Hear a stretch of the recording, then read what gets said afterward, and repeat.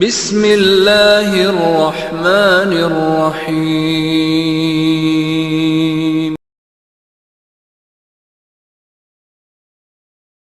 الحمد لله رب العالمين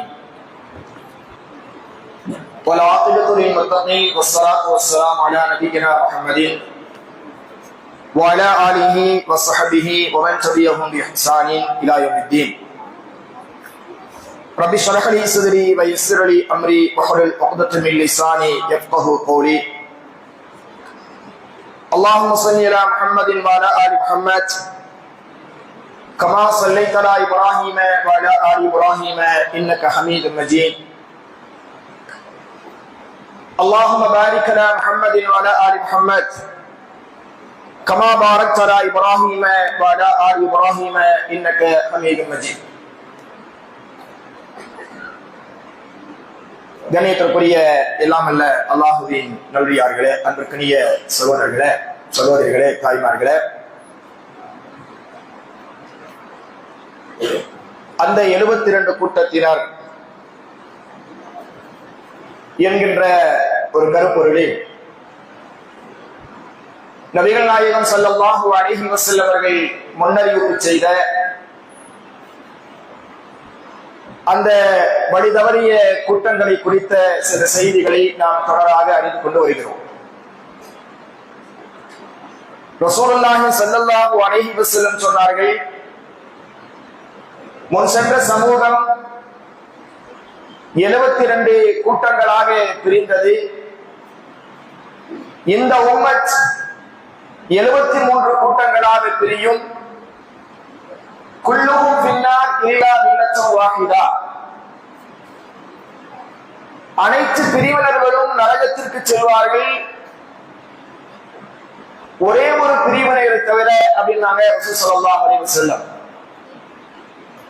சஹாபாக்கள் கேட்டார்கள், அல்லாஹ்வுடைய தூதரே, அந்த ஒரு கூட்டம் யார்? அல்லாஹ்வுடைய தூதர் சொன்னார்கள், மா அன அலைஹி வ ஸஹாபி.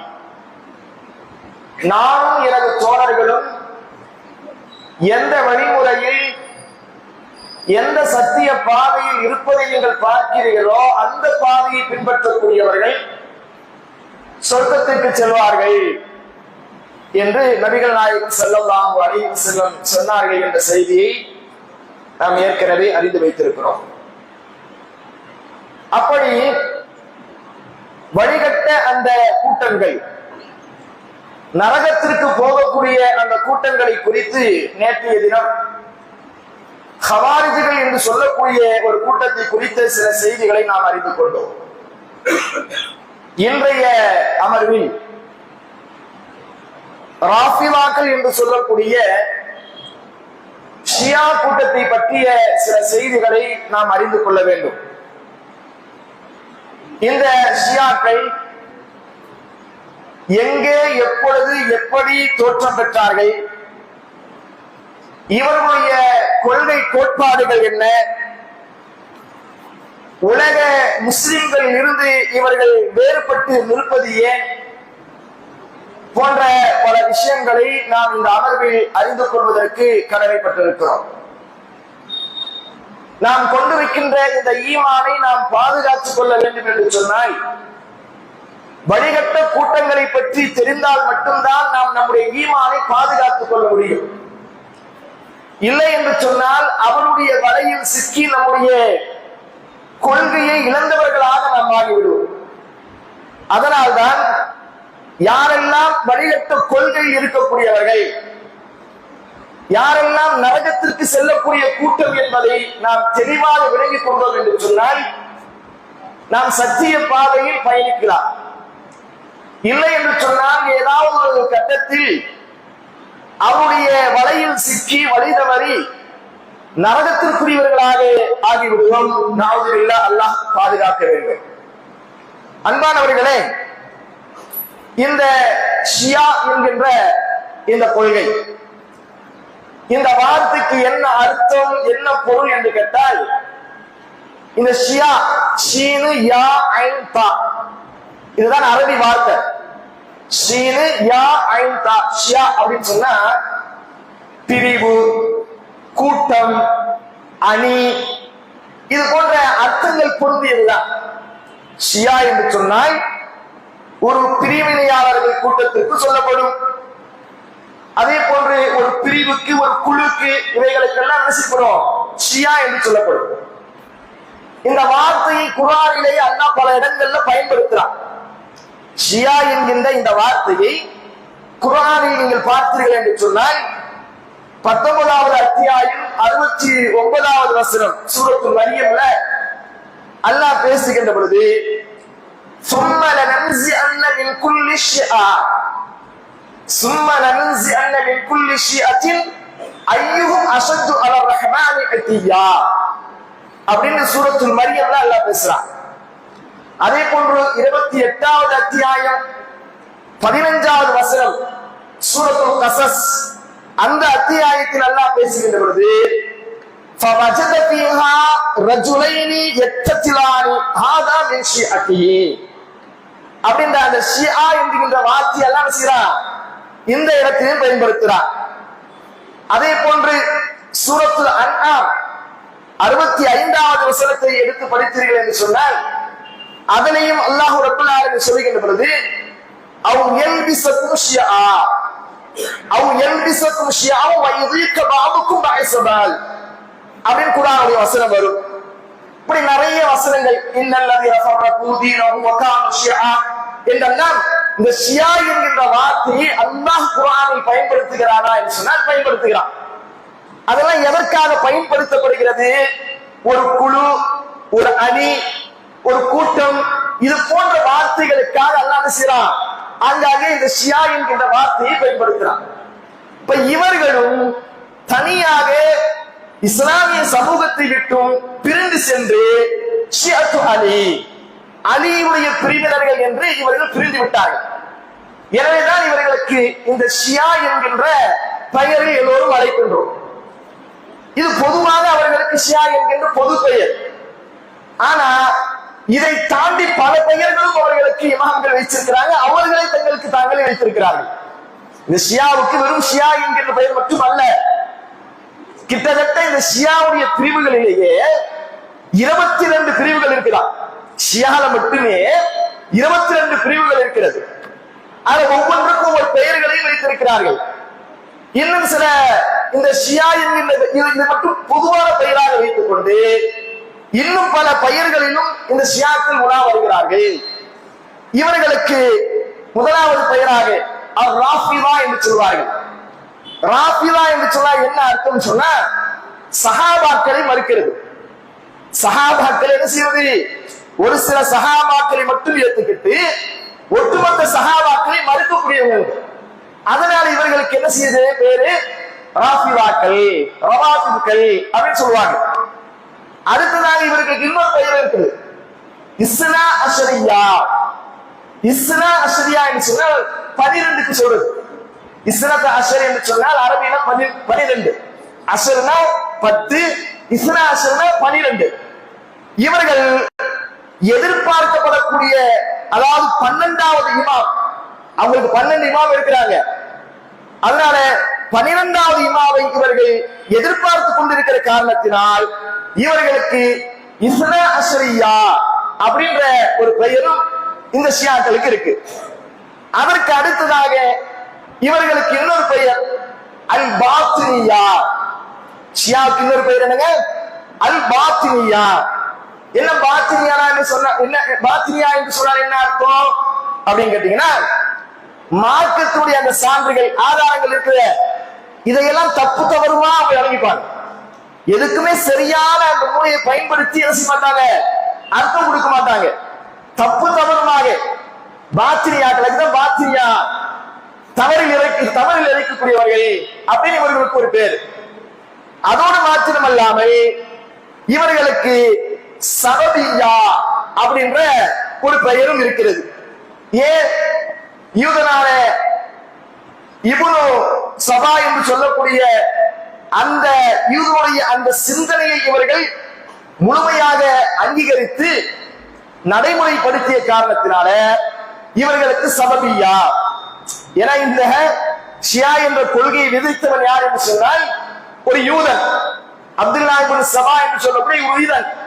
அவனுடைய அந்த தாற்பயத்தை அங்கீகரித்த, அந்த சிந்தனையை அங்கீகரித்த காரணத்துக்காக இவர்களுக்கு சபதியா என்ற ஒரு பெயரும் கூட இருக்கிறது. அதே போல இவர்களுக்கு ஃபாத்திமியா என்கின்ற ஒரு பெயரும் இருக்கிறது. ஏன் இவர்களுக்கு ஃபாத்திமியா? ஃபாத்திமா ரலியல்லாஹு அவர்களுடைய பெயரை பயன்படுத்தி அவர்கள் மீது நேசத்தை காட்டி ஷியா கொள்கையை பரப்புவது காரணத்திற்காக வேண்டி இவர்களுக்கு ஃபாத்திமியா என்கின்ற ஒரு பெயரும் உண்டு. அதே போன்று அலவியா, அலி ரலியல்லாஹு அன்ஹு அவர்களுடைய அந்த பெயரை பயன்படுத்தி உருவாக்கப்பட்டதனால இந்த ஷியாவுக்கு அலவியா என்கின்ற ஒரு பெயரும் இருக்கிறது. அதே போன்று இமாமியா அப்படின்னு சொல்லுவாங்க. இதெல்லாம் ஷியாக்களுடைய பெயர்கள். இதுல இன்னும் நிறைய உட்பிரிவுகள்லாம் இருக்குது. அதான் இமாம்கள் சொல்றாங்க, டோட்டலாக இவர் இந்த ஷியா கொள்கையில உடையவர்களுக்கு மட்டுமே 22 பிரிவுகள் இருக்கிறது என்று சொல்லி, அது பொதுவாக எல்லாரையும் நம்ம என்ன செய்வோம், ஒரு சில கொள்கையில கொஞ்சம் சிலர்கள் அதை ஏற்றுக்கொள்வார்கள், சிலர்கள் அதை ஏற்றுக்கொள்ளாமல் இருப்பார்கள். அப்படித்தான் தவிர பொதுவான கொள்கை என்பது எல்லோரிடத்திலும் இருக்கும். சில கொள்கைகளுக்கு மட்டும் இமாம்களுக்கு மத்தியில் என்ன செய்வாங்க, கருத்து வேறுபாடு கொள்வாங்க. அப்படியாக பிரிந்தவர்கள் என்னது 22 கூட்டங்கள் இருப்பதாக இமாம்கள் நமக்கு சொல்லித் தராங்க. அப்ப இவர்களுக்கு இமாமியா என்கின்ற ஒரு பெயரும் இருக்கிறது. ஏன் இவர்களுக்கு இமாமியா? ஏன்னா இவர்களுக்கு 12 இமாம்கள் இருக்கிறாங்க.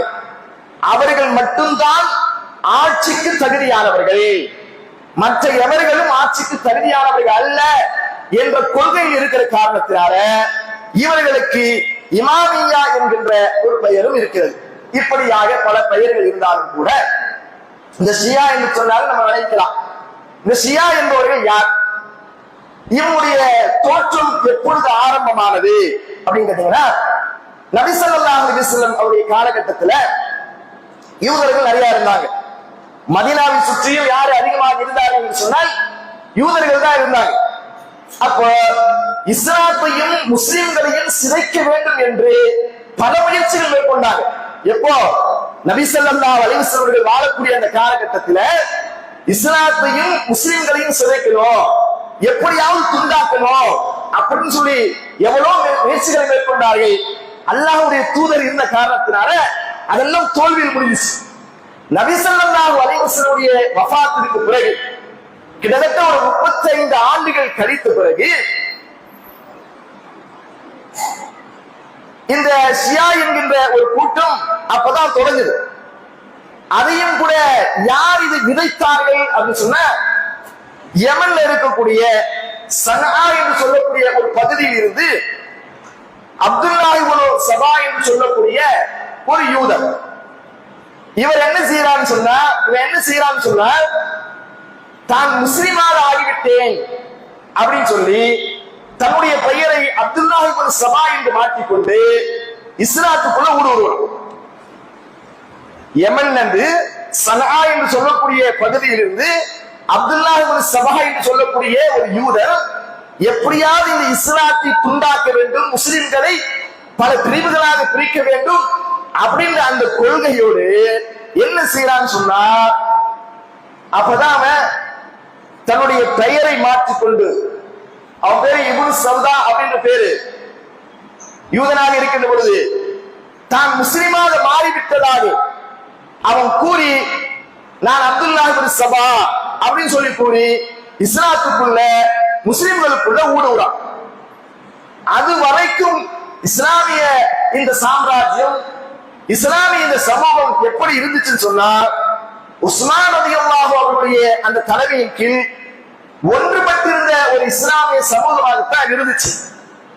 இதை இவன் வந்துதான் பிளவுபடுத்தி கலவரத்தை உண்டு பண்ணி ரத்தத்தை ஓட்டி பிரித்தாளக்கூடிய சூழ்ச்சியை நடைமுறைப்படுத்திய சாபத்துக்குரியவர் யார் என்று சொன்னால் இந்த அப்துல்லா இப்னு சபா என்று சொல்லக்கூடிய இந்த யூதன். இறுதியில் என்ன நடக்குது? உஸ்மான் ரலியல்லாஹு அன்ஹு அவர்களும் கொலை செய்யப்படுகிறார்கள். அதோடு மாத்திரமல்லாமல் அன்றைக்குத்தான் அந்த ரத்த கலரிகளே துவங்குகிறது இந்த பூமியில. உமர் ரலியல்லாஹு அன்ஹு அவர்கள் இருக்கக்கூடிய அந்த காலம் வரைக்கும் எந்த பிரச்சனையும் இல்லை. உஸ்மான் ரலியல்லாஹு அன்ஹு அந்த காலகட்டத்தில் தான் இந்த பூமியில் ரத்த கலரிகள் உருவாகி என்ன செய்யப்படுகிறது சொன்னால், இந்த ஷியா சுன்னி முஸ்லிம் என்று சொல்லி அப்பத்தில் இருந்துதான் என்னது இந்த பிரிவினை. அதுவரைக்கும் இஸ்லாமிய சமூகம் உஸ்மான் ரலியல்லாஹு தஆலாவுடைய ஆட்சியின் கீழ் ஒன்றுபட்டுதான் இருந்தது. எப்ப இந்த அப்துல்லா பின் சபா உள்ளுக்கு பூந்து தான் ஒரு இஸ்லாமியன் என்று சொல்லி இஸ்லாத்தை கூறுகளாக்க வேண்டும் என்ற எண்ணத்தில் வந்தானோ அன்றிலிருந்துதான் உஸ்மான் ரலியல்லாஹு தஆலாவுடைய கொலை, அலி ரலியல்லாஹு தஆலாவுடைய அவர்கள் கொலை செய்யப்படுவது, கவாரிஜிகள் உருவாகுவது, இது எல்லாம் என்னது இவன் செய்த வேலை. அதனால்தான் இந்த அப்துல்லாஹ் பின் சபா எப்படி தெரியுமா ஆரம்பமானியுடைய பிரச்சாரம் இருந்துச்சு. என்ன செய்யறான்னு சொன்ன, முஸ்லிம் நாடுகளுக்கு போவான், பஸ்ரா போன்ற அந்த நாடுகளுக்கு எல்லாம் சென்று என்ன சொல்லுவான் அப்படின்னு கேட்டீங்கன்னா, நபி அவர்களுக்கு பிறகு, நபி ஸல்லல்லாஹு அலைஹி வஸல்லம் அவர்களுக்கு பிறகு கிலாபத்திற்கு தகுதியானவர் அலிதான், கிலாபத்திற்கு தகுதியானவர் அலிதான்.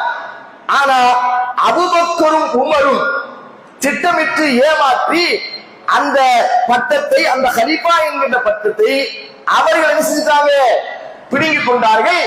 அலிக்கு தராமல் அலியை ஏமாற்றி விட்டார்கள் அப்படின்னு சொல்லி இந்த பிரச்சாரத்தை தான் முதல்ல என்ன செய்யறான், பல நாடுகளுக்கும் சென்று அலியின் மீது, அலி ரலியல்லாஹு அவர்களின் மீது ஒரு நேசத்தை உண்டாக்குவதை போல என்ன செய்யறான், இந்த பிரச்சாரத்தை கட்டவிழ்த்து விடுகிறார்.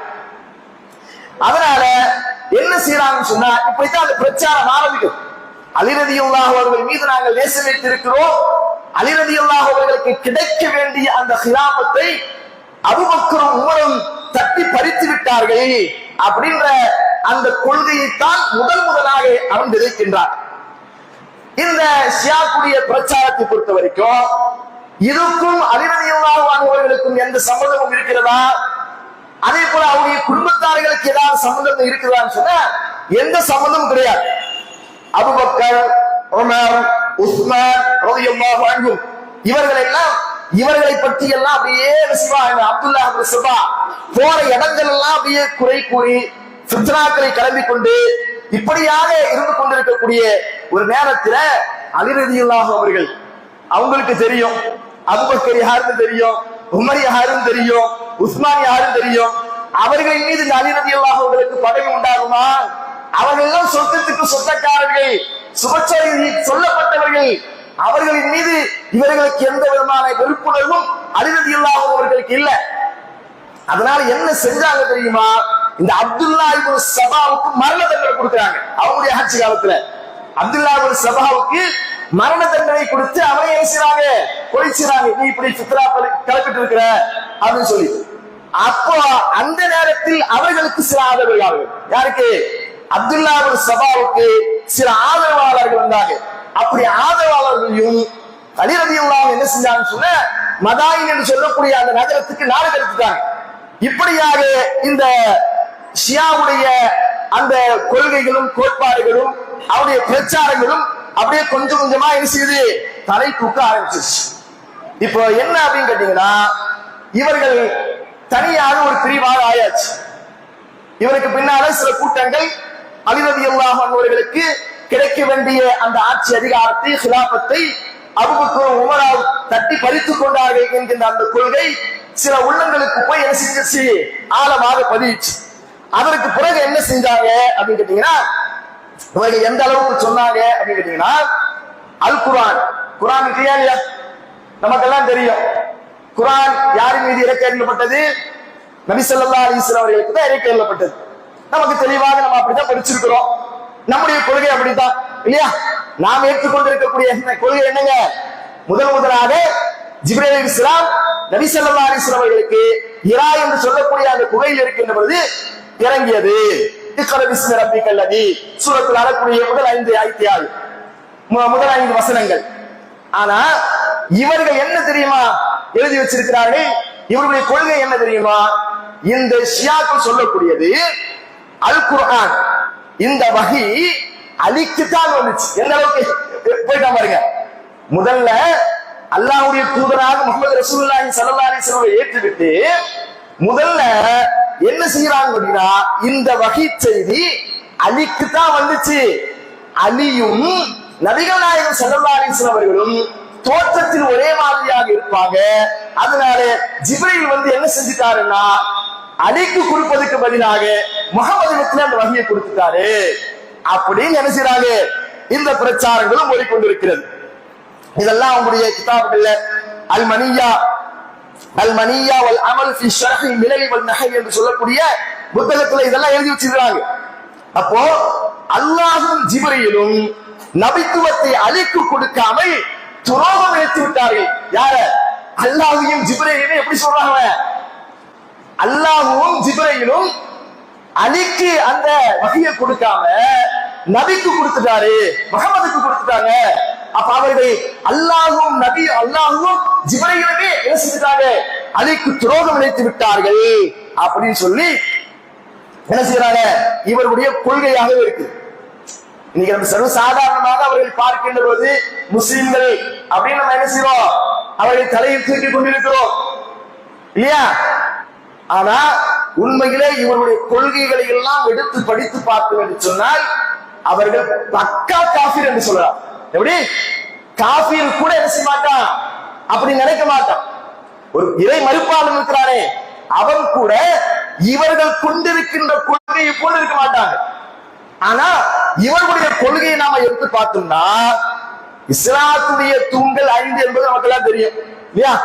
ரசூலுல்லாஹி ஸல்லல்லாஹு அலைஹி வஸல்லம் சொன்னாங்க, புனியல் இஸ்லாம் வலா கம்ஸின் ஷஹாதத்து லா இலாஹா இல்லல்லாஹ் வ அன்ன முஹம்மது ரசூலுல்லாஹ் வ இகாமுஸ் ஸலாத் வ ஈதாஉ ஸகாத் வ ஸௌம் ரமதான் வ ஹஜ்ஜுல் பைத்தி மன் இஸ்ததாஅ இலைஹி ஸபீலா. இதுதான் ரசூல் ஸல்லல்லாஹு அலைஹி வஸல்லம் இஸ்லாம் 5 தூண்களின் மீது அமைக்கப்பட்டிருக்கிறது. கலிமா ஷஹாதா, தொழுகை, நோன்பு, ஜகாத், ஹஜ். இது ஆனா இவர்கள் அதை அப்படி என்ன செஞ்சுட்டாங்கன்னு சொன்னா, தொழுகை இருக்குது, நோன்பு இருக்குது, ஜகாத் இருக்குது, ஹஜ் இருக்கிறது. ஆனா கலிமா, நீங்க சொல்லக்கூடிய கலிமாவை நாங்க சொல்ல மாட்டோம். என்ன தெரியுமா அவங்களுக்கு? நான்காவது, அதாவது 5வது என்ன அப்படின்னா, விலாயத்து அலி. விலாயத்து அலி என்று சொன்னால் என்ன? அலியின் தலைமைத்துவம். இதுதான் அவங்களுக்கு ஃபர்ஸ்ட் விசேஷமாக. இந்த 5ல் விலாயத்து அலிதான் மிகச்சிறந்தது. எப்படி நம்ம ஷஹாதா கலிமா சொல்லாமல் தொழுகை இல்லை என்று சொல்கிறோமோ, நோன்பு இல்லை என்று சொல்கிறோமோ, அதே போல ஷியாவுடைய கொள்கை என்ன தெரியுமா? விலாயத்து அலி, அலியின் தலைமைத்துவத்தை ஏற்றுக்கொள்ளணும்னா அவர்களுக்கு என்ன கிடையாது, தொழுகை இல்ல, நோன்பு இல்ல, ஜகாத் இல்ல, மற்ற எதுவுமே கிடையாது. அப்ப பாருங்க, இஸ்லாத்தின் அடிப்படையாக இருக்கக்கூடிய அந்த கொள்கையிலேயே எப்படி அவர்கள் கையாளல் செய்திருக்கிறார்கள், புதியதை ஏற்படுத்தி இருக்கிறார்கள் என்பதை நாம பார்க்கிறோம். இது அவருடைய புத்தகமான உசூலுல் காஃபி அப்படின்ற அந்த புத்தகத்தை என்ன செய்றாங்க, அவர்கள் எழுதி வைத்திருக்கிறார்கள். சரி, இது இருக்கட்டும். இதுல மிக முக்கியமாக நாம் எல்லாம் சஹாபாக்களை நேசிக்கிறோம் இல்லையா? சஹாபாக்களை நேசிப்பது ஈமானுடைய அம்சங்களில் ஒரு அம்சம் இல்லையா? ஆனா இவர்கள் சஹாபாக்களை பற்றி இவருடைய கொள்கையை நாம எடுத்து படிச்சு பார்த்தோம்னா, சுப்ஹானல்லாஹ், அல்லாஹ் பாதுகாக்கணும், நஊது பில்லாஹ், நம்மை பாதுகாக்கணும். அந்த அளவுக்கு மோசமான சில கொள்கைகள் இந்த ஷியாக்கள் இடத்துல இருக்கிறது. என்ன? எல்லாரையும் காசு, எல்லா முர்த்ததுகள். யாரு முர்த்ததுகள் என்று சொன்னாலும் தெரியுமா? மதம் மாறி போனவர்கள் அர்த்தம். யாரை தவிர? நபி தோழர்கள்ல அலியுடைய குடும்பத்தார்கள், அலி ரலியல்லாஹு அன்ஹு, ஃபாத்திமா ரலியல்லாஹு அன்ஹா, ஹசன், ஹுசைன், இவர்களை தவிர்த்து ஒரு 4 சஹாபாக்கள் சொல்றாங்க. 4 சஹாபாக்கள். இந்த 4 சஹாபாக்களை தவிர்த்து அத்துணை பேரும், அந்த 4 சஹாபாக்கள் யாரு? மிக்தாதிபுல் அஸ்வத் என்று சொல்லக்கூடிய ஒரு சஹாபி. அடுத்ததாக அபூதர் கிஃபாரி ரலியல்லாஹு அன்ஹு, சல்மான் பாரிஸ் ரலியல்லாஹு அன்ஹு, அம்மார் இப்னு யாசிர். இந்த 4 சஹாபாக்களை தவிர்த்து, அது போக அலி ரலியல்லாஹு தஆலா அவருடைய குடும்பத்தை தவிர்த்து மற்ற எல்லோரும் என்ன செஞ்சிட்டாங்க? முர்த்ததாக மாறிவிட்டார்கள், மதம் மாறி போய்விட்டார்கள் என்கின்ற ஒரு அபாண்டமான ஒரு விஷயத்தை என்ன செய்றாங்க, அவர்களுடைய கொள்கையாக வைத்திருக்கிறார்கள். அதே போல குர்ஆன்ல ஒரு வார்த்தை வரும், குர்ஆன்ல சூரத்துல் நிஸால 4வது அத்தியாயத்துடைய 51வது வசனம், அலம் தர இலல்லதீன ஊத்து நஸீபன் மினல் கிதாபி யுமினூன பில் ஜிப்தி வத்தாகூத். ஜிப்த் என்று சொன்னால் சூனியக்காரன் என்று அர்த்தம். ஜிப்த் என்று சொன்னால் சூனியக்காரன் என்று அர்த்தம். அதே போல தாகூத் என்று சொன்னால் ஷைத்தான். இந்த ஜிப்த்துக்கும் தாகூத்துக்கும் இவர்கள் என்ன விளக்கம் அளிக்கிறார்கள் சொன்னா, இந்த ஜிப்த் என்பவர் யார் தெரியுமா? அபூபக்கர் என்று சொல்கிறார். ஜிப்த் என்று சொன்னால் சூனியக்காரன் குர்ஆன்ல வருது, அது யாரை குறிக்கிறது என்று சொன்னால் அபூபக்கரை குறிக்கிறது. தாகூத் என்று குர்ஆன்ல வருது, இதை யாரை குறிக்கிறது என்று சொன்னால் உமரை குறிக்கிறது என்று சொல்லி அதற்கு என்ன செய்கிறார்கள்? விளக்கம் அளித்துக் கொண்டிருக்கிறார்கள். அப்படின்னா இவங்க கொள்கை எப்படியான கொள்கை என்பதை பாருங்கள். அது போக இன்னொரு கொள்கை என்ன தெரியுமா? அல்லாஹ் பாதுகாக்கணும், அல்லாஹ் பாதுகாக்கணும். இந்த ஷியாக்கள் கூட நம்ம ஒட்டும் இருக்கக்கூடாது, உறவு இருக்கக்கூடாது. என்ன எந்த அளவுக்குன்னு சொன்னா, ரசூலுல்லாஹி ஸல்லல்லாஹு அலைஹி வஸல்லம் அவருடைய மனைவிமார்களான உம்மஹாத்துல் முஃமினீன் ஆயிஷா ரலியல்லாஹு அன்ஹா அவர்களையும் ஹப்ஸாவையும் என்ன செஞ்சாங்க? மோசமான நடத்தி கொண்ட பெண்கள் அப்படின்னு அவங்க எழுதிச்சாங்க. யாரே? அன்னை ஆயிஷா அவர்களும் அன்னை ஹப்ஸா ரலியல்லாஹு அன்ஹா, இந்த ரெண்டு பேரும் மோசமான நடத்தி உடையவர்கள், அவர்கள் இருவர்களும் காஃபிர் அப்படின்னு சொல்லி என்னது தன்னுடைய தஃப்சீருல் உம்மி என்று சொல்லக்கூடிய அந்த நூலிலே இவர்கள் எழுதி வைத்திருப்பதை பார்க்கிறோம். அதோடு மாத்திரமல்ல, சில சிலைகள் இருக்கிறது. ஆண்கள் 4 சிலைகள் இருக்கிறது, பெண்கள் 4 சிலைகள் இருக்கிறாங்க. அவர்கள் யார் தெரியுமா? ஆண்கள் 4 சிலைகள் யார் என்று கேட்டால் அபூபக்கர், உமர், உஸ்மான், முஆவியா.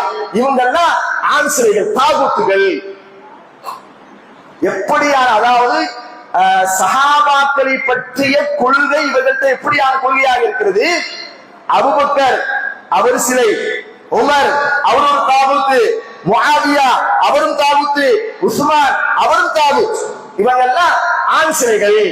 அதே போல பெண் சிலைகள் என்று சில சிலைகள் இருக்கிறார்கள். அவர்கள் யாரு? ஆயிஷா ரலியல்லாஹு அன்ஹா, ஹப்ஸா ரலியல்லாஹு அன்ஹா, ஹிந்து ரலியல்லாஹு அன்ஹா, அதே போன்று உம்முல் ஹக்கம் என்று சொல்லக்கூடிய அந்த சஹாபி பெண்மணி. இப்படியாக இந்த 4 சிலைகள், இதெல்லாம் சஹாபாக்களை குறித்த அவருடைய கொள்கை. எல்லா சஹாபாக்களையும் ஏற்க மாட்டாங்க. வெறும் 4 சஹாபாக்கள் மட்டும்தான். அலி ரலியல்லாஹு அன்ஹுடைய குடும்பம், அதற்கு அடுத்ததாக 4 சஹாபாக்கள். இந்த சஹாபாக்களை தவிர்த்து அத்துணை பேரையும் மோசமாக சித்தரிக்கக்கூடிய ஒரு கூட்டம் தான் இந்த ஷியா கூட்டம். அப்போ நம்ம எந்த அளவுக்கு பார்க்கிறோம் சொன்னால், ரசூலுல்லாஹி ஸல்லல்லாஹு அலைஹி வஸல்லம் அவர்கள், அதாவது எந்த அளவுக்கு இவர்கள் எழுதி வைத்திருக்கிறார்கள் சொன்னால், இந்த பூமியின் மேலேயே அல்லாஹ்வுடைய படைப்புகளில் இந்த சஹாபாக்களை குறித்து சொல்கின்ற பொழுது இவர்கள் அனைவரும் மோசமானவர்கள் அப்படின்ற அது நம்பணுமா? இல்லாட்டி அவசியா இல்லையா? எப்படி? இந்த பூமியின் மேல் அல்லாஹ்வுடைய படைப்புகளில் இவர்களே மோசமானவர்கள் அப்படின்னு சொல்லிட்டு அல்லாஹ்வையும் அவரது ரசூலையும் ஷியா இமாம்களையும் நம்பக்கூடியவர்கள் இவர்களை தன்னுடைய எதிரிகளாக நம்பாத வரை அவர்கள் ஈமான் கொண்டவர்களாக முடியாது அப்படின்றத அவங்க கொள்கை. நான் சொன்ன இந்த இமாம்கள், அதாவது சஹாபாக்கள் சொல்லுமே, சஹாபி பெண்மணிகளை சொல்லுமே, இவர்கள் எல்லாம் இந்த பூமியின் மீது மிக மோசமானவர்கள், மோசமான நடத்தையுடையவர்கள் என்று நம்பணுமா? என்று நம்பணும். ஷியாக்கள் நம்பணும். அப்படி நம்பலனா அவன் ஈமானில் பரிபூர்ணம் அடைந்தவர்கள். எப்படியான கொள்கையை பாருங்க அவன்கிட்ட. இல்லன்னா அவங்கள்ட்ட ஈமான் இல்லை என்று சொல்லி ஷியாக்கள் என்ன செய்றாங்க? அப்படியான, அதோடு மாத்திரமல்ல, எல்லாம் பாதுகாக்கணும். எந்த அளவுக்கு சொல்கிறான்னு சொன்னா, நபி ஸல்லல்லாஹு அலைஹி வஸல்லம் அவர்களின் மனைவிமார்கள் அத்துணை பேரும் முஷ்ரிக்கிகள். முஷ்ரிக்கிகள். அதோடு என்ன செய்யறாங்க தெரியுமா? அந்த மனைவிமார்களோடு நபி ஸல்லல்லாஹு அலைஹி வஸல்லம் இணைந்ததற்காக, இல்லற வாழ்க்கையில் ஈடுபட்டதற்காக நபியின் அபம் நரகத்தில் நுழையும். அல்லாஹு அக்பர். எப்படி சொல்றார்? மனைவி மகர்களோடு இவர்கள் இல்லற வாழ்க்கையில் ஈடுபட்ட காரணத்திற்காக நபியுடைய அவனே நரகத்திற்கு போவான். எந்த அளவுக்கு பாரதூரமான ஒரு விஷயத்தை இந்த ஷியாக்களுடைய கொள்கை இருக்கிறது. நாம நினைக்கிறோம் ஜாதி வச்சிருக்கிறோம், தொப்பி போட்டிருக்கிறோம், அப்படியே அழகா ஆங்கில பேசுறான் அப்படின்னு மயங்கி விழுந்துட்டு அவன் போட்டோவை தூக்கிட்டு என்ன செஞ்சிடறோம், அவனுக்காக போராடுறோம். ஆனா எப்படிப்பட்ட கொள்கை உடையவராக இருக்கிறார் என்பதை பார்த்துக்கிறோம். எப்படிப்பட்ட கொள்கை உடையவராக இருக்கிறார் என்பதை பார்க்கிறோம். அல்லாஹ் பாதுகாக்கிறோம். சஹாபாக்களின் மீது ஏராளமான பொய்களையும் புரட்சிகளையும் இவர்கள் கட்டவிழ்த்து விட்டவர்கள். சஹாபாக்கள் மீது அபாண்டங்களை சுமத்தி அந்த அவர்கள் மீது அவநம்பிக்கையை ஏற்படுத்தினால் மட்டும்தான் இந்த இஸ்லாத்துடைய அடிப்படைகளை எல்லாம் முழுமையாக தகர்த்துவிட முடியும் என்ற நோக்கத்தில் அவருடைய பிரச்சாரங்கள் எல்லாம் தொடங்க ஆரம்பித்தது. அன்பானவர்களே, நம்ம எல்லாம் தெரியும், ஈரானுடைய புரட்சியின் சிற்பி என்று தன்னை நவீன இமாமாக வர்ணிக்கக்கூடிய ஆயத்துல்லா குமைனி, இவன் என்ன செஞ்சிருக்கா தெரியுமா? சஹாபாக்களை குறித்து என்ன பேசியிருக்கிறான் தெரியுமா? அல்லாஹ் பாதுகாக்கணும். தன்னுடைய நூலிலே அல் ஹுக்கூமுல் இஸ்லாமியா என்கின்ற நூலிலே சஹாபாக்களை பற்றி கூறுகின்ற பொழுது, சஹாபாக்கள் அனைவர்களும் முனாஃபிக்கீன்கள், நயவஞ்சகர்கள் என்று கூறியது மட்டுமல்லாமல் என்னது, இவர்களை குறித்து இன்னும் சில செய்திகளையும் சொல்கின்றான். என்ன தெரியுமா? அதாவது சஹாபா, இது வந்து ஆயத்துல்லா குமைனி சொன்ன விஷயம். அல் ஹுக்கூமுல் இஸ்லாமியா என்று சொல்லக்கூடிய அவரே எழுதிய ஒரு நூல்ல என்ன செய்யறாரு, சஹாபாக்கள் அத்துணை பேரும் முனாஃபிக்கீன்கள், நீங்க யாரெல்லாம் சஹாபாக்கள் சொல்றீங்களோ அவர்கள் எல்லாம் நயவஞ்சகர்கள், முனாஃபிக்கீன்கள் அப்படின்னு இவன் எழுதுறான்னு சொன்னா, இவனை என்ன செய்ய முடியுமா? நாம இமாமை ஏற்றுக்கொள்ள முடியுமா? ஆனா மக்கள் என்ன செய்யறாங்க, அறியாமையில் ஷியாவுடைய இமாம்களையும் இமாம்களாக ஏற்றுக்கொண்டிருக்கிறாங்க. அதான் ஒரு பெரிய விஷயம். அல்லாஹ் பாதுகாக்கணும். அன்பானவர்களே, இதோடு மாத்திரமல்ல, இவங்க என்னென்னலாம் திருப்பு வேலைகளை செய்திருக்கிறார்கள் அப்படின்னு பாத்தீங்கன்னா, குர்ஆன், ஒரே குர்ஆன், இந்த குர்ஆனைத்தான் அல்லாஹ் இன்னா நஹ்னு நஸல்னா ذிக்ர வ இன்னா லஹு லஹாஃபிதுன், நிச்சயமாக நாம் தான் இந்த குர்ஆனை இறக்கி வைத்தோம், நாமே இந்த குர்ஆனை என்ன செய்வோம், பாதுகாக்கும் என்று சொல்றான். ஆனா இந்த குர்ஆனை பற்றி அவன் பேசுகின்ற பொழுது இதுல உண்மையே கிடையாது. இந்த குர்ஆன் முஸ்லிம்கள் வைத்திருக்கிறார்கள், உலக முஸ்லிம்கள், அந்த குர்ஆன் உண்மை இல்லை. அதுல சஹாபாக்கள் என்ன செஞ்சிட்டாங்க, குறைவுகள் செய்து திரும்பப்படுத்தி விட்டார்கள் என்று ஷியாக்கள் குற்றம் சாட்டுறான். எந்த அளவுக்கு சொன்னா, நபி தோழர்கள் இருக்கிறார்களே, அவர்கள் குர்ஆனை திரட்டக்கூடிய நேரத்தில் அலி ரலியல்லாஹு அவர்களுக்கு ஆட்சியை அறிவுறுத்தக்கூடிய சில வசனங்கள் இறங்கியது. அதையெல்லாம் என்ன செஞ்சிட்டாங்க, சஹாபாக்கள் என்ன செஞ்சிட்டாங்க, இந்த சஹாபாக்கள் என்று யாரை சொல்கிறீர்களோ அவர்கள் மறைத்து விட்டார்கள். நீங்க சொல்வதை போல 2 சூறாக்கள் எங்களுக்கு எக்ஸ்ட்ரா இருக்குதுன்றான். 114 சூறா நம்ம பாக்குறோமா இல்லையா? ஆனா அவன் என்ன செய்யறான்னு சொன்னா, ஒரு சூறா அல் விலாயா என்கின்ற ஒரு சூறா, அந்நூரைன் என்கின்ற ஒரு சூறா. இது குர்ஆன்ல பார்த்தா இருக்காது, ஆனா அவன் குர்ஆன்ல இருக்கு. விலாயா என்று சொல்லக்கூடிய குர்ஆன் ஒரு அத்தியாயம், அந்நூரைன் என்கின்ற ஒரு அத்தியாயம். இந்த 2 அத்தியாயங்களை என்ன செஞ்சிட்டாங்களா, திட்டமிட்டு அவர்கள் மறைத்து விட்டார்கள். சஹாபாக்கள் குர்ஆனை ஒன்று திரட்டினாங்களா இல்லையா? அப்ப ஒன்று திரட்டக்கூடிய நேரத்துல 114 அத்தியாயங்கள் தான் இருக்குன்னு சொல்றோம் இல்ல. அல் விலாயா என்று சொல்லக்கூடிய ஒரு அத்தியாயம் இருந்துச்சு, அந்நூரைன் என்று சொல்லக்கூடிய ஒரு அத்தியாயம் இருந்துச்சு, சூரத்து நூர் அது இருக்குது, அது இல்லாம நூரைன் என்று சொல்லக்கூடிய ஒரு அத்தியாயம் இருந்துச்சு.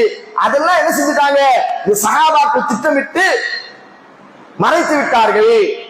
அதோடு மாத்திரமல்ல, குர்ஆன்ல நம்ம அலம் நஷ்ரஹ் லக ஸத்ரக் வ வதஅனா அன்க விஸ்ரக் என்று ஓதுறோமா இல்லையா? அதுல ஒரு ஆயத்து வரும், அந்த ஆயத்தையும் இவர்கள் என்ன செஞ்சுட்டாங்க, மறைச்சிட்டாங்கன்னு சொல்லிட்டு எப்படி வருமா, வஜஅல்னா அலியன் ஸஹரக், எப்படி வருமா, அலம் நஷ்ரஹ் லக ஸத்ரக் வ வதஅனா அன்க விஸ்ரக் வஜஅல்னா அலியன் ஸஹரக் அப்படின்னு வரும். அதையும் இவர்கள் மறைத்து விட்டார்கள். அப்படின்னா என்ன அர்த்தம், வஜஅல்னா அலியன் லக ஸஹரக், அலியை ஒரு மருமகனாக நாம் என்ன செஞ்சோம், ஆக்கினோம் என்கின்ற வாசகத்தை அதில் இடம்பெறம் செய்யாமல் இந்த அபூபக்கர் உமர் போன்றவர்கள் எல்லாம் ஆக்கிவிட்டார்கள் அப்படின்ற மாதிரி என்ன செய்யறான், அவர்கள் எழுதி வைச்சிருக்கிறார்கள் என்பதை நாம் செய்யறோம் பார்க்கிறோம்.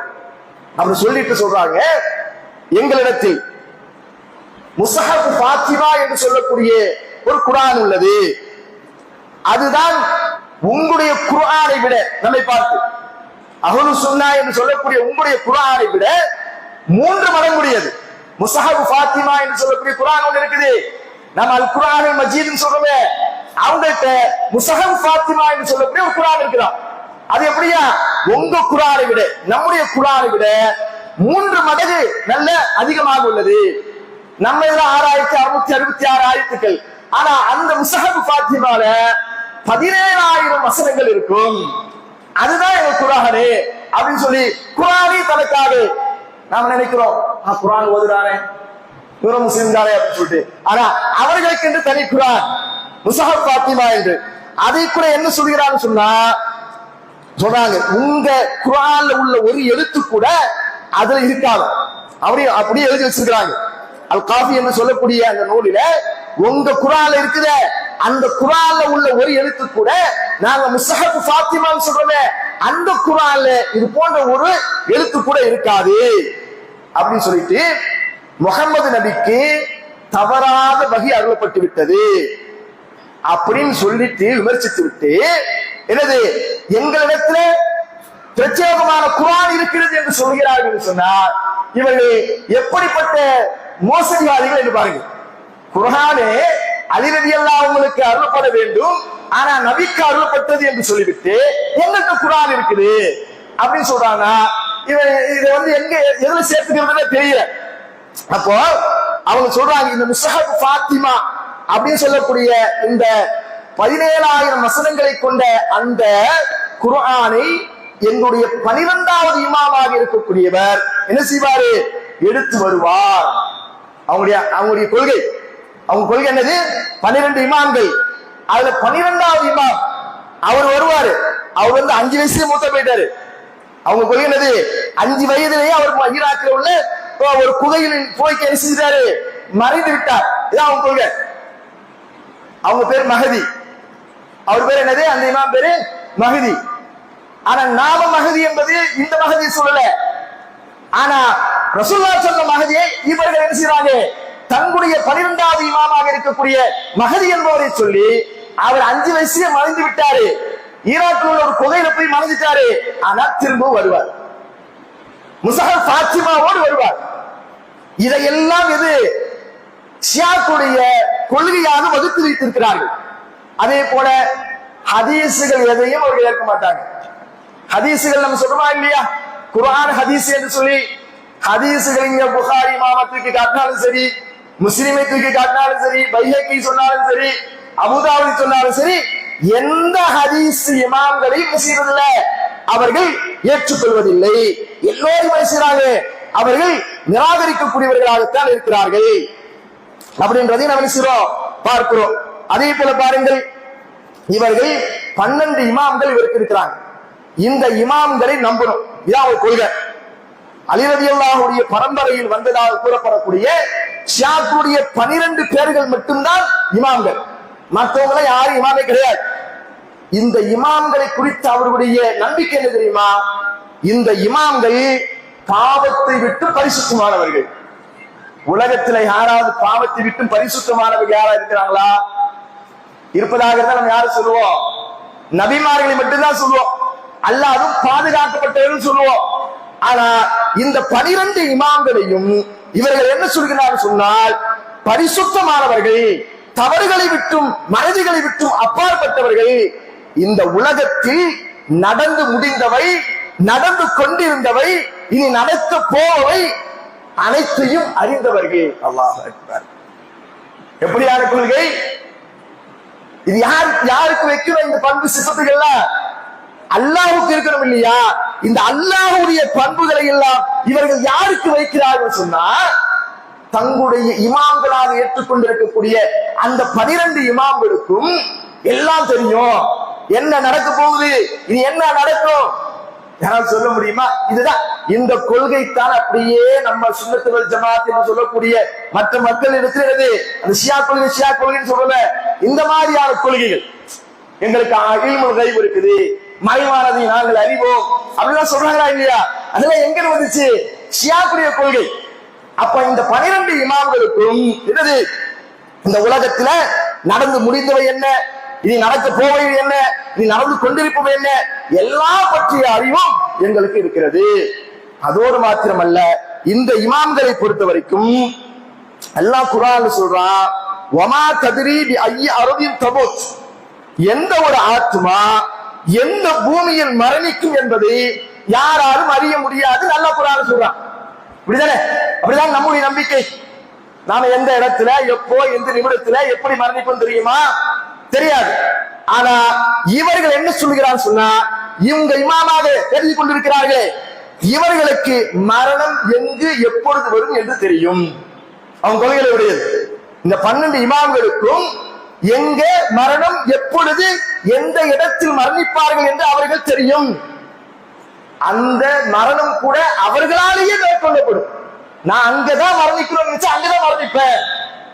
என்ன கொள்கை இது பாருங்க.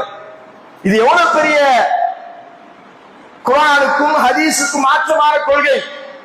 குர்ஆன்ல அல்லாஹ் தெளிவாக தெளிவாக சொல்றான், வமா தத்ரி பி ஐய அர்தின் தமுத், எந்த ஒரு ஆத்மாவுக்கும் அது எந்த பூமியில் மரணிக்கும் என்று தெரியாது என்றான். ஆனா இவர்கள் என்ன சொல்கிறான்னு சொன்னா, எங்க இமாம்களுக்கு தெரியும். எங்க 12 இமாம்களுக்கும் அவர்கள் எங்கே மரணிப்பார்கள் என்று தெரியும். அவர்கள் எந்த இடத்தை சூஸ் பண்றாங்களோ அந்த இடத்துல தான் மரணிப்பார்கள் அப்படின்ற கொள்கையை வகுத்து வைத்திருக்கிறார்கள். அது போல ஒரு படி மேலாக எந்த அளவுக்கு போய்விட்டார்கள் சொன்னால், உலகத்தில் நடைபெறுகின்ற எந்த ஒரு நிகழ்வும் நடைபெற்ற பின்புதான் அல்லாஹ்வுக்கே தெரியுமா. அல்லாஹ் அக்பர். அல்லாஹ் குர்ஆன்ல ஆலிமுல் கைபி வஷ்ஷஹாதான்றா, ஆலிமுல் கைபி வஷ்ஷஹாதான்றா, மறைவானதையும் பகிரங்கமானதையும் அறியக்கூடியவன் அவன்றான். இவர்கள் என்ன செய்றாங்க, உலகத்தில் எந்த ஒரு நிகழ்வுகள் நடந்தாலும் நடந்த பிறகுதான் தெரியும், அல்லாஹ்வுக்கே தெரியும் அப்படின்னு சொல்லிட்டு அல்லாஹ்வுக்கு அது நிகழ்வதற்கு முன்னாடி தெரியாது அப்படின்ற கொள்கை உடையவர்களாக இவர்கள் இருப்பதையும் நம்ம செய்றோம் பார்க்கிறோம். அது மாத்திரமல்லாமல் இந்த ஷியாக்களுடைய நவீன கால இமாமாக இருக்கக்கூடிய ஆயத்துல்லாஹ் குமைனி தன்னுடைய அல் ஹுகூமை இஸ்லாமியா என்கின்ற நூல்ல அவர் எழுதுகிறார், நமது இமாம்களுக்கு இருக்கும் அந்தஸ்து என்ன சொல்றாரு, இந்த இமாம்களை குறித்தவருடைய அக்கீதா என்ன தெரியுமா, நமது இமாம்களுக்கு, அந்த 12 இமாம்களுக்கு, நமது இமாம்களுக்கு இருக்கக்கூடிய அந்தஸ்து அல்லாஹ்வுடைய நெருக்கத்திற்குரிய மலக்குகளுக்கு கிடையாது. அல்லாஹ்வுடைய நெருக்கத்திற்குரிய மலக்குகளுக்கோ அல்லது அல்லாஹ்வினால் அனுப்பப்பட்ட நபிமார்களுக்கோ கூட கிடையாது. யார் சொல்றது இது? யார் சொல்றது? நவீன இமாம் என்று ஷியாக்களால் கூறப்படுகின்ற ஆயத்துல்லாஹ் குமைனி சொல்லக்கூடிய வார்த்தை, எங்களுடைய இமாம்கள் அவர்களுக்கு இருக்கக்கூடிய அந்தஸ்து மலக்குகளுக்கும் கிடையாது, அல்லாஹ்வால் அனுப்பப்பட்ட நபிமார்களுக்கும் கிடையாது என்பது நமது கொள்கையில், அதாவது ஷியாவுடைய இந்த மதத்தில் அவசியம் அறிந்திருக்க வேண்டியதாகும் என்கிறார் யாரு? ஆயத்துல்லாஹ் குமைனி. பாருங்க எந்த அளவுக்கு மோசமான ஒரு கொள்கையை வகுத்து வைத்துக் கொண்டு நாம் என்ன செய்றோம், அவர்களை சர்வ சாதாரணமாக எண்ணிக்கொண்டிருக்கிறோம். அவர்களுக்காக நாமும் கண்ணீர் வடிக்கிறோம். அவர்களுக்காக நாம் என்ன செய்றோம், கண்ணீர் வடிக்கிறோம். இஸ்லாமிய சமூகத்தில் அவர்களை நாம் முஸ்லிம்களாக காட்டுறோம். நம்மெல்லாம் அவங்க முஸ்லிமாக ஏற்றுக்கவே இல்லை என்று சொல்ல போனா, நம்மை அவர்கள் முஸ்லிம்களாக ஏற்றுக்கொள்கிறார்களா? இல்ல. நாம என்ன செய்றோம், தாடி வச்சிருக்கிறாரு, தலப்பா கட்டி இருக்கிறாரு, நல்ல வெள்ளையா இருக்கிறாரு அப்படின்ற மாதிரி என்னது நினைத்துக் கொண்டு அவர்களுக்காக நாமும் கண்ணீர் வடித்துக் கொண்டிருக்கிறோம். அன்பிற்குரியவர்களே, இதுல என்ன விஷயம் தெரியுமா, இமாம்களுக்கு மறுபிறப்பு இருக்கிறது என்று சொல்லக்கூடியவர்கள் இவர்கள். யாராவது இறந்து போனால் திரும்ப வர முடியுமா? வர முடியாது என்பது யதார்த்தமான உண்மை, எல்லோரும் அறிந்து கொண்ட உண்மை. ஆனா இந்த உலகத்தில் மரணிக்கின்ற எவரும் திரும்பி வரப்போவதில்லை என்பது இஸ்லாமிய கொள்கை. ஆனால் ஷியாவுடைய கொள்கை என்ன தெரியுமா, மறைந்து வாழக்கூடிய 12வது இமாமாக கருதக்கூடிய முஹம்மது இப்னு ஹசன் அல் அஸ்கரி, இந்த 12வது இமாமுடைய பேர் என்னங்க, முஹம்மது இப்னு ஹசன் அல் அஸ்கரி என்பவர். இவர் ஹிஜ்ரி 256 பிறந்து 5வது வயசுல என்ன செஞ்சிட்டாரு, ஈராக்குடைய குகை ஒன்றில் மறைந்து விட்டார். இது அவங்களுடைய நம்பிக்கை. ஆனா இவர் திரும்பி வருவார், இவரே திரும்பி வருவார். அப்படி திரும்பி வருகின்ற பொழுது முஸஹஃப் ஃபாத்திமா என்று சொல்லக்கூடிய குர்ஆனை கொண்டு நீதியை நிலைநாட்டுவார். சொல்லிவிட்டு இன்னொரு விஷயம் என்ன தெரியுமா எழுதுறாங்க, நீதியை நிலைநாட்டுவதுடன் அபூபக்கர், உமர், ஆயிஷா ரலியல்லாஹு அன்ஹும் எல்லாரையும் கபூர்ல இருந்து எழுப்புவாராங்க. எப்படி கபூர்ல இருந்து எழுப்பி சிலுவையில் அறைவார். என்ன மாதிரியான கொள்கை பாருங்க. இவருடைய 12வது இமாமே வருவாராங்க. அப்படி வந்து கபூர்ல அடங்கி இருக்கக்கூடிய அபூபக்கரை எந்திரி உமரே எந்திரி சிலுவைய, அதாவது ஆயிஷா எல்லாத்தையும் எழுப்பி எழுச்சி என்னது அப்படியே போட்டு சிலுவையில் அறைவார். இந்த மாதிரியான கொள்கையுடையவர்கள் இவர்கள். இவர்களுக்கு இஸ்லாத்துக்கு ஏதாவது சம்மதம் இருக்கா? ஆனா நாம என்ன செய்யறோம், அவர்களை இஸ்லாமியர்களாக பார்க்கிறோம். அடுத்து பாருங்க, இவங்ககிட்ட இன்னொரு விஷயம் இருக்குது. என்ன அப்படின்னு கேட்டீங்கன்னா, தக்கியா அப்படின்ற ஒரு கொள்கை இவங்ககிட்ட இருக்குது. துக்கியா என்று சொல்வார்கள். இவங்க ஷியாக்கள் இருக்கிறாங்களே, அவங்க கொள்கையை வெளியே காட்டக்கூடாது. கொள்கை என்ன செய்யக்கூடாது, எல்லா கிதாபுகள் இருக்கும். ஆனா என்ன செய்ய சக முஸ்லீம்களுக்கு காட்ட மாட்டான். எனக்குடையது மறைத்து கொண்டு இருக்கலாம். அவங்களுடைய கொள்கையிலேயே உன் கொள்கை இப்படி இருந்தாலும் கூட நீ சக முஸ்லீம்களிடத்துல பேசுகின்ற பொழுது முஸ்லீம்களை கண்டால் நாங்கள் உங்களை போலதான் சொல்லலாம். இது நயவஞ்சகத்தனமே தானே, நயவஞ்சகர் முனாஃபிக்கின் தானே. அல்லாஹ் அப்படிதான் குர்ஆன்ல பேசுறான். எப்படி பேசுறான், முஸ்லீம்களுக்கு வந்தா நாங்க உங்க ஆளுதான் அப்படின்வான், காபிர்கள்ட்ட போல அவங்க ஆளுதான் சொல்லுவாங்க இல்லையா. அதே போல இவனுக்கு என்ன கொள்கை இருக்கிறதுன்னு சொன்னா, அவங்கள்ட்ட ஆகுமாக்கப்பட்ட விஷயம் பொய் சொல்லலாம். ஆகுமாக்கப்பட்ட விஷயம் என்னது, பொய் கூறலாம்.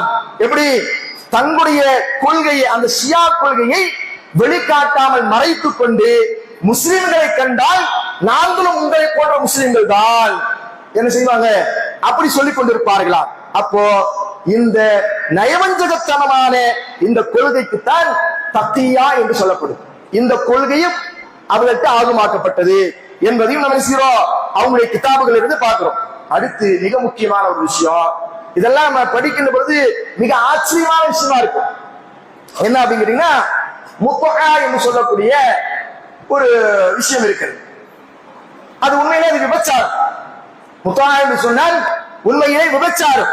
அதாவது என்ன அப்படின்னு கேட்டீங்கன்னா, முத்தஆ என்று சொன்னால் ஒரு பெண்ணை என்ன செய்யலாம் அப்படின்னா, தற்காலிகமாக திருமணம் செய்து கொள்ளலாம். ஒரு குறிப்பிட்ட காலம், 1 மாதம் 2 மாதம் 3 மாதம் சொல்லிட்டு என்ன செய்யலாம், நான் உன்னை திருமணம் முடித்துக் கொள்கிறேன் அப்படின்னு சொல்லி வாடகைக்கு அமர்த்தி அந்த பெண்ணிடத்தில் இன்பங்களை அனுபவித்து விட்டு அடுத்த சில நாட்கள்ல அவர்களை என்ன செஞ்சிருது, கலட்டி விடுவது. இதுக்குத்தான் முத்தஆ திருமணம் சொல்லுவாங்க.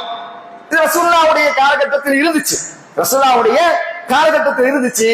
ஆனா ரசூலுல்லாஹி ஸல்லல்லாஹு அலைஹி வஸல்லம் கைபர் யுத்தத்தின் போது என்ன செஞ்சிட்டாங்க, மக்கா வெற்றி கொண்ட பொழுது இந்த முத்தஆவை என்ன செஞ்சிட்டாங்க, தடை செய்து விட்டார்கள். ஆனா இவர்கள் அதை அப்படியே பற்றி பிடிச்சுட்டாங்க. இவர்கள் என்ன செஞ்சாங்க,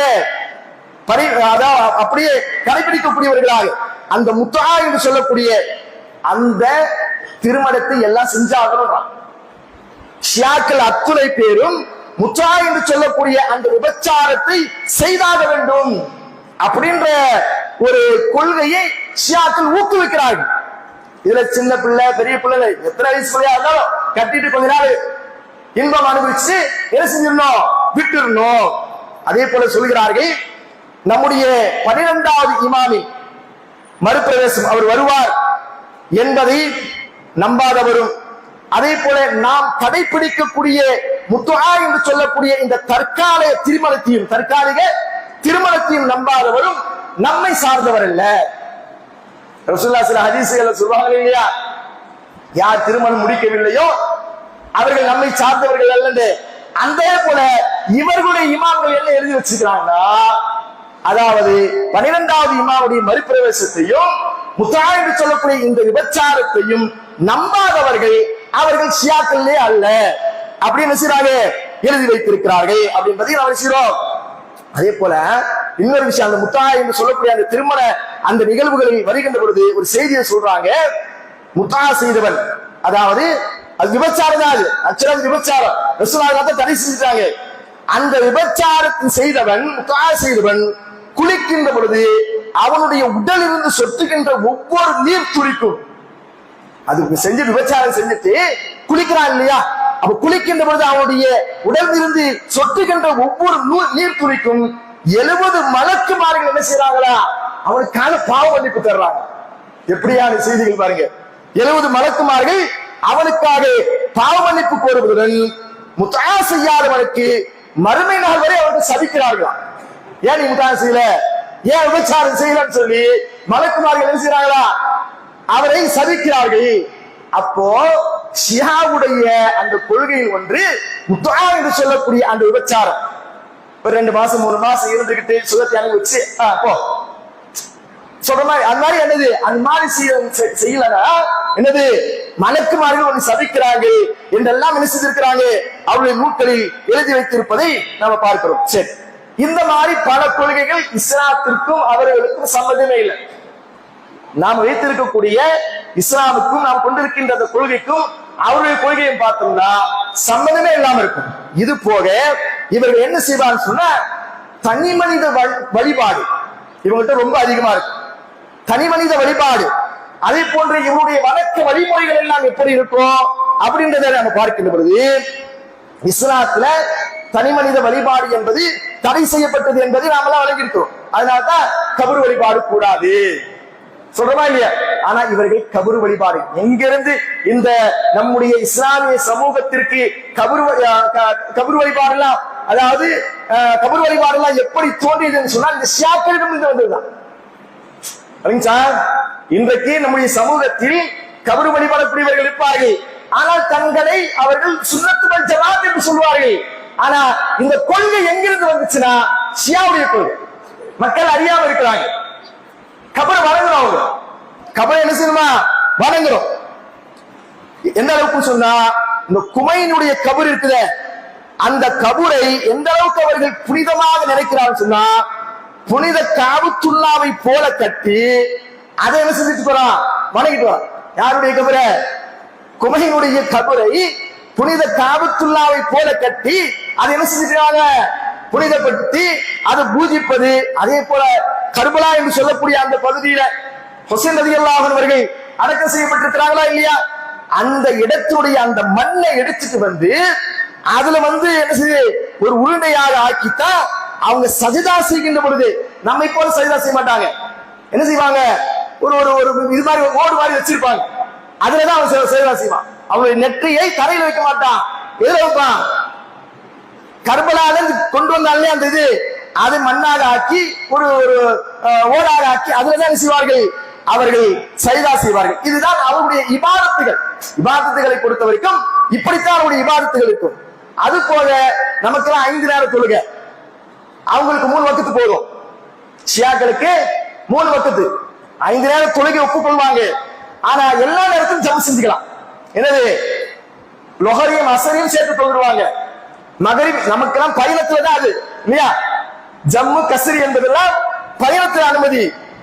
ஆனா இவர்கள் லொஹரையும் அசரையும் சேர்த்து தொழுவாங்க, மகரிபையும் இஷாவையும் சேர்த்து தொழுவாங்க. அதை மட்டும் 3 வக்துல தொழுவாங்க. 3 வக்து தான் செய்வாங்க, தொழுகுவார்கள். அதோடு மாத்திரம் அல்லாமல் இன்னொரு விஷயம் நான் கொஞ்சம் முடிச்சிடலாம், ஏன்னா அப்புறம் அடுத்தடுத்த குரூப்புகளா இருக்கு இல்லையா, அதனால இதை முடிச்சிருவேன்.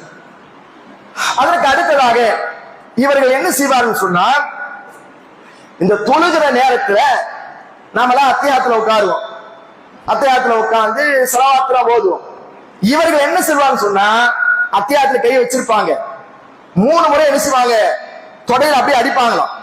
அடிச்சு என்ன செய்வாங்கன்னா, ஜிப்ரீல் மோசடி செய்து விட்டார் என்று சொல்லி ஜிப்ரீலை திட்டுவாங்க. ஜிப்ரீல் மோசடி செய்து விட்டார், அடிக்கு வகையை கொண்டு வந்து தராமல் ஜிப்ரீல் மோசடி செய்து விட்டார் என்று சொல்லி என்ன செய்வாங்க, அத்தியாயத்துல உட்கார்ந்துட்டு ஒரு 3 தடவை தட்டு தட்டி என்ன செய்வாங்க, ஜிப்ரீலை சபிப்பார்களாம். அப்படியாகத்தான் அவருடைய வணக்க வழிபாடுகள் இருக்கும். அதே போல நாம எல்லாம் பாங்கு சொல்றோம், அஷ்ஹது அல்லா இலாஹ இல்லல்லாஹ் வ அஷ்ஹது அன்ன முஹம்மது ரசூலுல்லாஹ் என்று சொல்றோம் இல்லையா, ஐயால ஸலாத். இவங்க என்ன செய்வாங்க, அஷ்ஹது அல்லா இலாஹ இல்லல்லாஹ் வ அஷ்ஹது அன்ன முஹம்மது ரசூலுல்லாஹ் என்று சொல்ல பிறகு அஷ்ஹது அன்ன அலியன் வலியுல்லாஹ் அப்படின்ற வார்த்தையை சேர்த்துப்பாங்க. அஷ்ஹது அன்ன அலியன் வலியுல்லாஹ், அதாவது அலிதான் ஆட்சிக்கு தகுதியான. அது எல்லா இடத்திலும் பதிவு செய்வாங்க. ஏன்னா அவன் பிரதான கொள்கை அதுதான். உமரோ அபூபக்கரோ ஆட்சிக்கு தகுதியானவர் இல்ல. ஆட்சிக்கு தகுதியானவர் யாரு? அலிதான் என்று சொல்லி எல்லா இடங்களிலும் பாங்கு சொல்லுகின்ற பொழுது கூட என்ன செய்வாங்க? அஷ்ஹது அன்ன அலியன் வலியுல்லாஹ் அப்படின்ற அந்த வார்த்தையை என்ன செய்வாங்க? அதிகப்படுத்தி கூறுவாங்க. அதே போல இவர்கள் என்ன செய்வாங்க? சுபுஹ் தொழுகை எல்லாம் அந்த இருபெரும் ஹலீஃபாக்களை, இருபெரும் அபூபக்கர் உமர் போன்ற ஹலீஃபாக்களை எல்லாம் என்ன செய்வாங்களா? சபிப்பார்கள். இதெல்லாம் அவங்களுடைய கொள்கையில உள்ளது. அது போக இவங்களுக்கு ஜும்மா கடமையா இல்ல.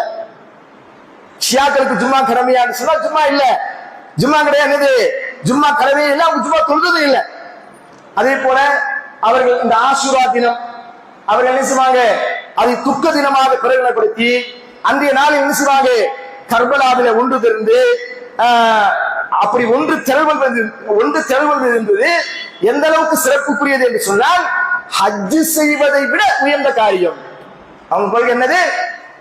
ஆஷூரா தினம் அன்று கர்பலாக்கெல்லாம் என்ன செய்வோம்? அந்த கர்பலா யுத்தம் நடந்துச்சா இல்லையா? அந்த இடத்துல எல்லாரும் ஒன்று திரள்வது என்பது ஹஜ் செய்வதை விட மிக சிறந்த காரியம் அப்படின்னு சொல்லி என்ன செய்றாங்க? சொல்லக்கூடிய ஒரு காட்சியை பார்க்கிறோம். அதே போல நாங்கள் துக்கம் கொண்டாடுகிறோம் என்று சொல்லி அந்த ஆஷுரா அந்த 10வது தினத்தில் என்ன செய்வாங்க? ஹசேன் ஹுசேன் என்று என்ன செய்வாங்க? அவர்களுக்காக நாங்கள் எங்களுடைய உயிரை தியாகம் செய்கிறோம் என்ற பெயர்ல தங்களை தாங்க என்ன செய்வாங்க? கீரித்துக் கொள்வார்கள். அதெல்லாம் நம்ம பார்ப்போம் இல்லையா? அந்த ஆஷுரா 10வது தினத்துல என்னது? அவர்கள் ஊர்வலம் போவாங்க. என்ன செய்வாங்க? என்ன செஞ்சுவாங்க? தங்கள் மேடையில அடித்துக் கொண்டு தங்களை தாங்களே என்ன செய்வாங்க? இதெல்லாம் இஸ்லாத்திற்கும் அவர்களுக்கும் சம்மதமே இல்லாத விஷயம். ஆனால் நம்மில் பலரும் அவர்கள் செய்யக்கூடிய காரியங்கள் எல்லாம் இஸ்லாத்துல இருக்குதுன்னு நினைச்சு அதை பின்பற்றக்கூடிய மக்களாக இருக்கிறாங்க. ஆனா இவர்கள் என்னது? மதம் மாறியவர்கள். இவர்கள் காஃபிர்கள். இவர்கள் என்னது? ஷியா முஸ்லிம் சொல்றதை தவிர அது அவர்களாக வைத்தது. இவர்கள் காஃபிர்கள் தான். அதுல எந்த சந்தேகமும் இல்லை என்பதை. ஏன்னா இவ்வளவு சஹாபாக்களை திட்டுறாங்க, குரானை இந்த குரானை ஏத்துக்கல, அவர்களுக்கு என்று ஒரு தனி குரானு, தொழுகு 3 வேளைதான், ஜும்மா கிடையாது, எல்லாமே மாற்றமாக இருக்கிறது. அவர்கள் எப்படி நம்ம இஸ்லாத்துக்குரியவர்களாக ஆக்க முடியும்? அப்போ இப்படிப்பட்ட இந்த கொள்கை உடையவர்களுக்கு நாம் ஜாக்கிரதையா இருக்கணும். இந்த கொள்கை உடையவர்களுக்கு நாம் என்ன செய்யணும்? நம்முடைய ஈமானை பாதுகாத்துக் கொள்வதற்கு அவர்கள் என்ன கொள்கையில் இருக்கிறார்கள்? வெறும் அவர்கள் வைத்திருக்கக்கூடிய தாடியும் தொப்பியும் தலப்பாவையும் பார்த்து நாம் என்ன செய்யக்கூடாது? இவர்கள் முஸ்லிம்கள், அவர்கள் சொல்வதெல்லாம் உண்மைதான் என்று நம்பி அவர்களுக்கு பின்னால் போய்விடக் கூடாது என்பதற்காகத்தான் நம்ம இந்த விஷயங்களை எல்லாம் செஞ்சிருக்கிறோம், சொல்லியிருக்கிறோம். இன்ஷா அல்லாஹ் நீங்கள் யார் என்பதை நாம யாரு, அவர்கள் யார் என்பதை பிரித்து அறியணும். அவர்கள் இஸ்லாத்திற்கும் அவர்களுக்கு எந்த சம்மதமும் இல்லை. சம்பந்தம் இல்லாத விஷயங்களை எல்லாம் இஸ்லாமாக அவர்கள் ஆக்கி வைத்துக் கொண்டிருக்கிறார்கள் என்பதை நாம் உணர்ந்து கொள்ள வேண்டும். எனவே இன்ஷா அல்லாஹ் இது போன்ற இன்னும் பல பிரிவுகளை பற்றி நாம் என்ன செய்வோம்? இன்ஷா அல்லாஹ் இன்னும் 2 தினங்களை அறிந்து கொள்ள இருக்கிறோம். அல்லாஹ் ரப்பல் ஆலமீன் எது கேட்டோமோ அதன் அடிப்படையில் வாழக்கூடிய நன்மக்களாக அல்லாஹ் ரப்பல் ஆலமீன் நம் அனைவர்களையும் ஆக்கி அருள் புரிவானாக. வாஹிரு தஅவானா அல்ஹம்துலில்லாஹி ரப்பில் ஆலமீன். والحمد لله رب العالمين.